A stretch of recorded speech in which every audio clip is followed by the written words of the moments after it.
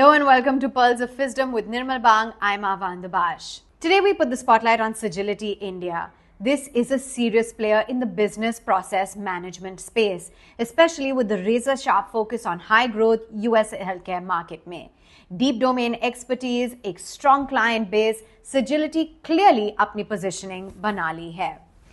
आज हमारे साथ जुड़े हैं मिस्टर रमेश गोपालन, who is the group CEO and MD. We also have with us Mr. Srinivasan, who's the group CFO, जिनके साथ हम बात करेंगे परफॉर्मेंस के बारे में, रोड मैप के बारे में, as well as the outlook. So welcome to Pearls of Wisdom with Nirmal Bang, gentlemen. So good to have you.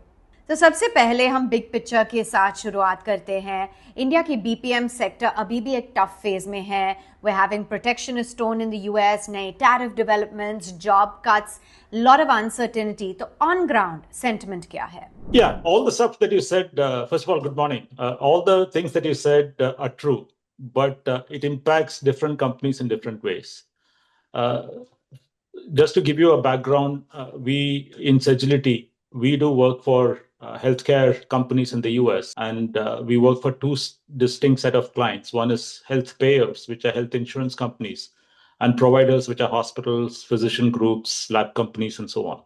So our target segment is very distinct, and we only play in one vertical, right? So that also makes a big difference. And if you look at the work that we do, the work that we do is core operations work. So it's a non-discretionary spend as far as clients are concerned. So unlike some of the other companies which are facing pressures because there is a freeze on discretionary spending, that doesn't impact us as much because clients have to run their operations no matter what the macro environment is. And it's there where we play a big role in terms of helping clients run their core operations. So, and healthcare is also a defensive sector, so doesn't get too impacted by economic headwinds or tailwinds. And so our business is a little protected that way, thanks to the fact that we do healthcare and we've been doing this for 25 years. Absolutely. और आपका revenue about 1500 crores तक पहुंच गया है, and that's a consistent growth. ये momentum किस वजह से आया है और आपको लगता है कि ये growth sustain होगा, and what is the outlook? Profit के drivers क्या थे? ठीक है, दो clarifications देना चाहता हूँ. One, the numbers are INR numbers. अगर constant currency में देखा जाएगा तो it is a little lower at 23.4%. दूसरा, this is a combination of two things. Organic growth and inorganic acquisition that we did in January of this year. So year on year when you compare, वो acquisition पिछले साल नहीं था, तो उसके वजह से we have a higher growth. Just the organic numbers, the year-on-year growth in constant currency terms is 15.4%. INR terms, it is 17.9%. Right? So even that is a pretty healthy growth for us. Generally, हम लोग जब guidance देते हैं, and the guidance that we gave at the end of last year was low to mid-teens organic growth. So we've come at the higher end of that guidance from an organic growth point of view. और your adjusted EBITDA has grown very smartly to 368 crores. काफी strong margins है. क्या ये volume led है या internal efficiencies और cost control ने major role play किया? An EBITDA perspective, whatever you said, like say there are operational efficiencies are the backbone of our business, and that's what we focus on. And we have been in this industry for over 25 years. And it's a very specific domain where it needs a lot of deep domain expertise, and we have gained over time. And the operational efficiencies are our first driver for sustaining profitability. The second one, what you mentioned on AI and technological improvements, the last 3 years, we have significantly invested on technology, and we have over 400 plus core technicians, technical experts working on Gen AI and other bots and artificial intelligence work. So they help us fine tune, improve, and identify opportunities to build a lot of efficiencies because the work what we do is core operations, and the clients and these are not discretionary spends. So it's a combination of cost control, combination of investment in technology, operational efficiencies, and our understanding of the client systems and the processes actually help us to sustain and maintain our profitability. Look, our margins have always been good. And like Srini said, we constantly try and improve our efficiencies, not only for our own profitability, but also because that's the expectation of clients. So we also pass back a lot of these benefits to our clients. And so that's what makes the relationship stronger. And some of these clients have been with us for 20 plus years. Right और analyst भी कह रहे हैं कि post pandemic US health care market में outsourcing काफ़ी तेज बढ़ रही है. We are seeing a lot of upliftment in demand. What does this mean for you? देखिए, the outsourcing was, like I said, 25 साल से हम लोग एक कर रहे हैं. But to your point, in the last 4-5 years, there's been a lot of cost pressures in the industry. अगर US healthcare देखा जाए तो हर साल profitability का pressure है. And one of the ways clients try to work when they have profitability pressures is to try and reduce operational cost. And when it comes to getting the help of a partner to reduce the operational cost, we have all the capabilities. जैसे Srini ने बताया, we've been doing these operations for 25 years, so we understand the domain. We bring a lot of technology capabilities into the operations and bring about those efficiencies. So एक तरह labor arbitrage, अगर USA काम लेके, if you do it in the Philippines or in India, you get a cost advantage. On top of that, if you can introduce technology and generate efficiencies, clients get even further benefit. ये दोनों वजह से under a scenario where clients are under tremendous cost pressures, partners like us help them reduce their operational cost and improve their profitability. Okay.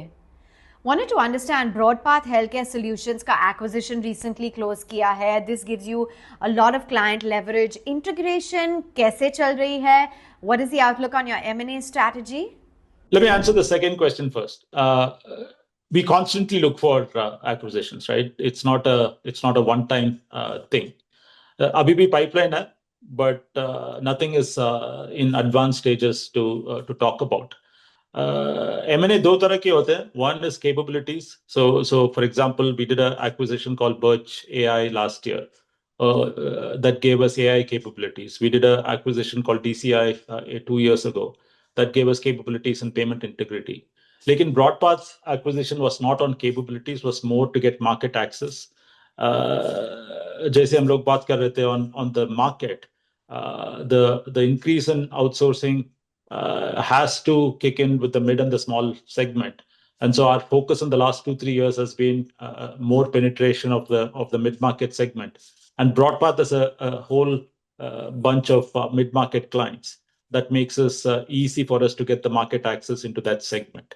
So the Broadpath acquisition was more a market access strategy, whereas Birch and DCI were more capability-based strategies. And ये दोनों तरह की acquisitions हम लोग आगे भी करते रहेंगे, but nothing at this point in time to talk about. In terms of integration, yes, it's been about 4-5 months since we acquired Broadpath. The integration is going well. They are in a similar business, so operationally, both the mindsets are very similar. We are trying to cross-sell some of our services into their clients. And similarly, on the G&A front, we are trying to see how to gain efficiencies in terms of consolidating vendor contracts and efficiencies both in vendor spend as well as in internal manpower costs. और Q1 FY25 के end तक आपने कितने active clients हैं? Attrition क्या है on the employee level? So 77 active clients हैं और attrition rate 26 point something, right? 26 odd percent. Yes, like just about 26, Ramesh. Yeah. And which is pretty stable. Attrition levels पिछले साल Q1 में भी similar level पर था.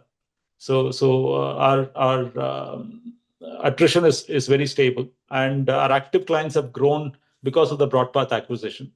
And like we mentioned, about 18 of these 77 clients gave us new business in this quarter. So that's a pretty healthy organic growth from existing clients. Right. आपका focus clearly US health care BPM market पर है, लेकिन अगले 2-3 सालों में road map क्या है? क्या आप एडजेसेंट वर्टिकल्स में एक्सपैंड करेंगे या विल यू लुक एट ज्यादा focus on your domain expertise? Yeah, that's a good question, right? Domain depth is very important in the healthcare industry. So we will continue to increase our domain depth. One of the two things from an expansion point of view, we already do a lot of services for payers and providers.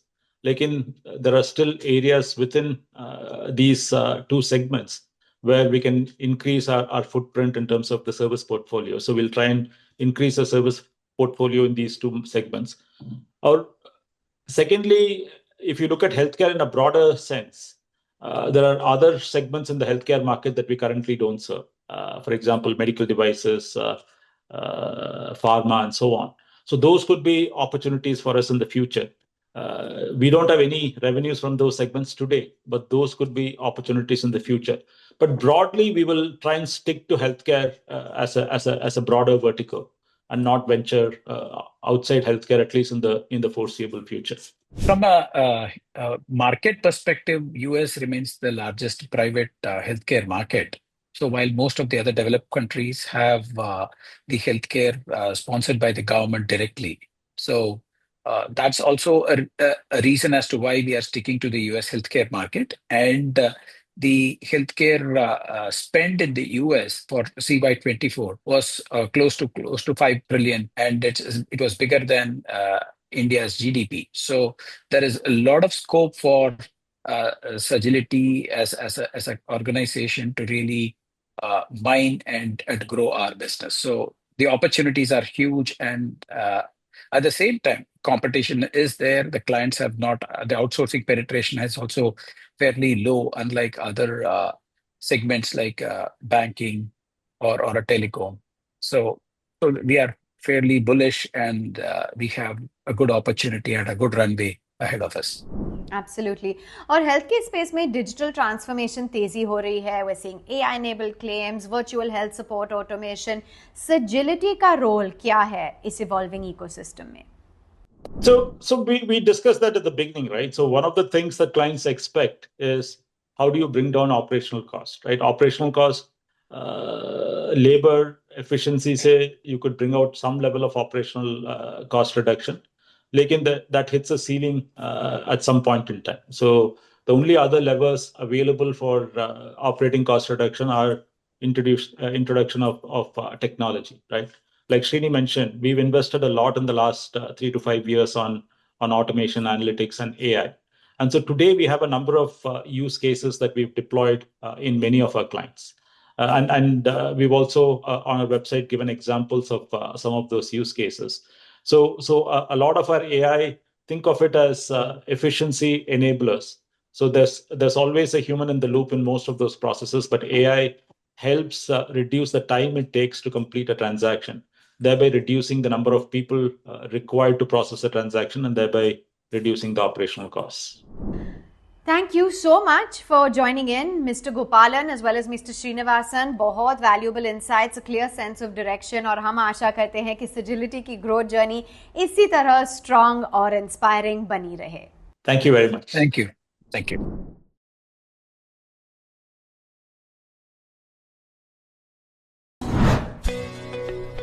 Subscribe to our YouTube channel and click on the bell icon to never miss an update from Nirmal Bang.